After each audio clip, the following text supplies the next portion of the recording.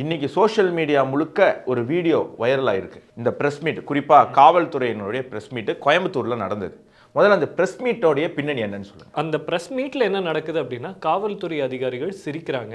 இது வந்து highly unprofessional. First அதாவது பாதிக்கப்பட்டவர்கள் அவர்களுடைய உறவினர்கள் இல்லாமல் இருக்கலாம். இவங்க வந்து எமோஷன் ஃப்ரீ, அதனால இவங்க எமோஷனை காட்டணும்னு அவசியம் கிடையாது.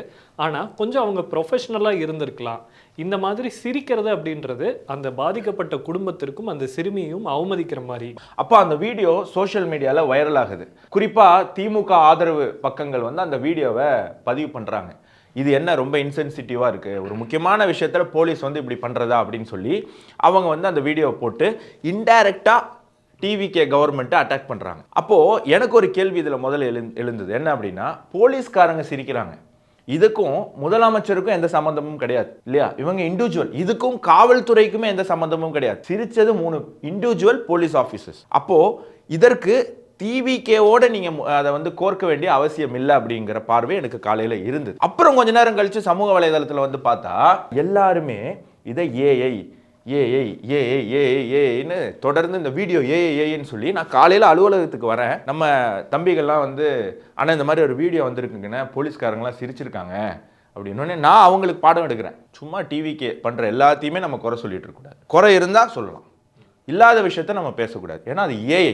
சமூக வலைதளத்தில் எல்லாருமே அது ஏஐன்னு சொல்கிறாங்க, அதனால் அது ஏஐ தான், அதை நம்பாதீங்க அப்படின்னு நான் சொல்லிட்டு நான் போயிட்டேன். அப்புறம் ஒரு 5 நிமிஷம் கழிச்சு திருப்பி பசங்க கூப்பிட்டான்னா, ஒரு நிமிஷம் வாங்கினேன் அப்படின்னா, என்னப்பா அப்படின்னு, நீங்கள் ஏஐன்னு சொன்னீங்கல்ல, இதை கொஞ்சம் பாருங்க அப்படின்னு சொல்லிட்டு என் செவல்லே பலார்னு அரையிற மாதிரி அந்த வீடியோவை நமக்கு போட்டு காட்டினாங்க.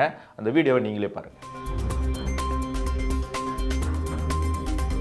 இது ஏஐ கிடையாது, நமக்கு வந்து டைரக்ட் ஃபுட்டேஜ். ஃபர்ஸ்ட் இது விஜய் அவர்களுக்கு எதிரான ஒரு நியூஸே கிடையாது. ஆக்சுவலி இது அந்த காவல்துறையினர் சம்பந்தமான ஒரு செய்தி. மாறா இவங்க விஜயை டிஃபெண்ட் பண்றதா நினைச்சுக்கிட்டு ஒரு சம்பவத்தையே ஏன்னு சொல்லி அதை எல்லாரையும் நம்ப வச்சிருக்காங்க. அதாவது ஃபேக்ட் செக் பண்றவங்களே நம்ப வச்சிருக்காங்க அப்படின்னா, குறிப்பா ஆனந்த நம்ப வச்சிருக்காங்க அப்படிங்கிறது எனக்கு ரொம்ப வருத்தமா இருக்கு. அப்படிங்கிறத நம்ம பார்க்கணும். ஒரு போராட்டம் ஞாபகம் வருது சில மாதங்களுக்கு முன்பு சென்னையில். அந்த போராட்டத்தில் இன்னைக்கு இருக்கக்கூடிய ஜோசப் விஜய் அவர்கள் என்ன சொன்னார் அப்படின்னா, இந்த அஜித்தினுடைய மரணத்துக்கு பிறகுன்னு நினைக்கிறேன், இந்த கஸ்டோடியல் டெத், இப்படி நிறையா டெத்து நடக்குது. இப்போ முதலமைச்சர் என்ன பண்ணியிருக்காரு, ஃபோன் பண்ணி அந்த வீட்டில் இருக்கிற அம்மாவுக்கு சாரிம்மா மன்னிச்சிடுமான்னு சொல்லியிருக்காரு. இந்த சாரி போதுமா அப்படின்னு கேட்டார். இன்னைக்கு தமிழக முதல்வர் ஜோசப் விஜய் என்ன பண்ணார், பாதிக்கப்பட்ட சிறுமியோட பாட்டிக்கு கால் பண்ணி சாரி சொல்லியிருக்காரு.